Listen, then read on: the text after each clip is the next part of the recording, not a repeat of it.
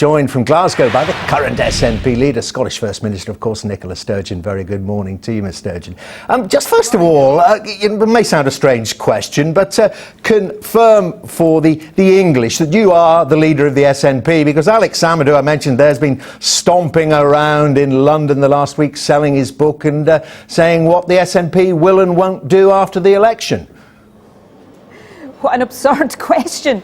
Yes, I'm the leader of the SNP, and more than that, I'm the First Minister of Scotland. And, you know, I look forward to leading this campaign, and I look forward to doing that with having Alex Salmond very firmly on my team. Alex Salmond is an enormous asset, and the SNP is a team. I know people perhaps south of the border, as indeed in Scotland, are used to seeing politicians like Tony Blair and Gordon Brown tearing lumps out of each other. But in the SNP, we actually like each other, we get on with each other, we campaign and operate as a team. OK, so post the election, who negotiates with Ed Miliband if it comes to that? Alex Salmond or Nicola Sturgeon? Me. You? OK, you won't be an MP, and this is the capital of a country you want to be a foreign country.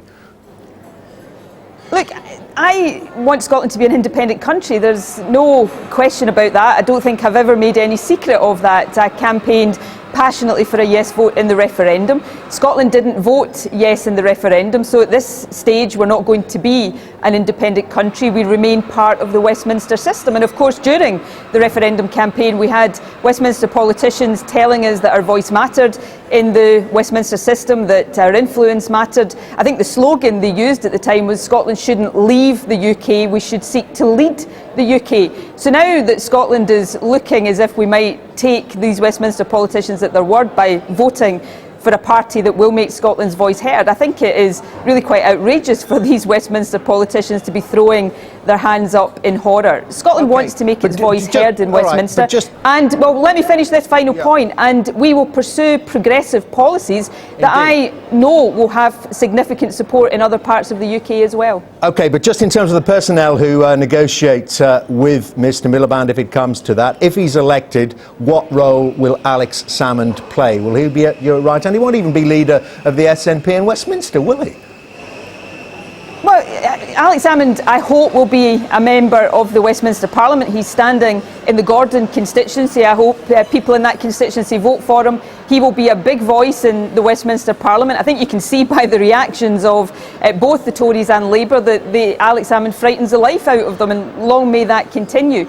I'm the leader of the SNP. I will lead negotiations. I will lead my party, and hopefully I'll continue as First Minister of Scotland even after the Scottish Parliament election next year to lead my country. So these are questions that I think are rather strange. I'm more interested in what we can win for Scotland if we get a big team of SNP MPs, an alternative to austerity, common sense on the renewal of Trident, keeping public services in public hands. These are issues that, yes, are very popular in Scotland, but I know people of progressive opinion right across the UK, I think, will welcome having more progressive voices arguing for. OK, right, you made that very clear. Well, let's say, I mean, it's a red line then, you know, that whoever you deal with has to abandon the austerity programme. Well, I've just had it from Lucy Powell, who's coordinating the election for Labour, saying there is no compromise on that. The SNP are not the kingmakers.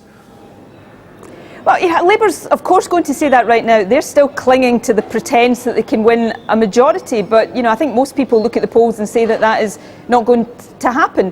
We also had the Institute of Fiscal Studies last weekend saying that Labour could adopt the SNP's policy on spending, which, just to make clear, is for modest increases in public spending each year of the next Parliament, which would still see the debt and deficit reduce as a share of national income, but would allow us to invest in infrastructure, in skills and in protecting public services. So the 0.5%, the IFS said that Labour could adopt that and still meet their own fiscal targets. And I suspect there will be a lot of people in the Labour Party, perhaps a lot of MPs elected for the Labour Party, who would far rather see their party putting forward that responsible approach to deficit reduction rather than seeming to boast about the fact, as Ed Miliband did in the so-called debate the other night, by saying we will have spending reductions. These spending reductions are really hurting people. They're hurting our public services and they're stifling economic growth. We really need an alternative to that. What about Parliament itself? That's the Labour Party. What about Parliament itself? If the SNP becomes the third biggest party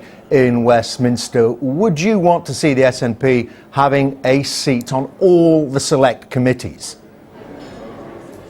If the SNP is a big force to be reckoned with, and can I just say I take nothing for granted. We have to work hard for every vote and every seat, and we will do that with humility, but we'll do it with determination. But of course, if the SNP is elected in numbers, if we were to be a significant force in the House of Commons, then it is absolutely right that that is recognised in the decision-making structures of the House of Commons. One of the things I was saying in my speech to the SNP conference, well, why would it be anything other than a yes? We would want to take our part in select committees. We would want to play a full part in the democratic arrangements of the House of Commons. Well, the reason why it could be something other than a yes, sorry to interrupt, Mr. Sturgeon, but just to clarify this, the reason why is of course that there are select committees which have no bearing on what goes on in Scotland, those devolved powers, particularly when it comes to health and education.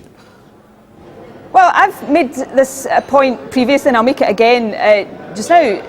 If there are matters that are English-only matters that have no impact on Scotland, then I wouldn't expect SNP MPs to vote on those matters. I think in those circumstances there's a strong case for English votes for English laws. But if you take health and education as just two examples, votes on matters relating to the English Health Service do have an implication for Scotland because they directly affect the budget of the Scottish Government. If we see the continued privatisation of the health service in England, that has a direct knock-on effect to how much money we've got in Scotland to spend on our NHS. So on these matters, it's not only perfectly legitimate for SNP MPs, indeed all Scottish MPs, to vote on these matters. I would say it's vital that we vote on these matters to protect Scotland's budget. And I guess if we were voting against the tide of privatisation of the health service in England, we'd have a lot of people in England who would be backing us on that as well. OK, Nicola Sturgeon, thank you very much indeed.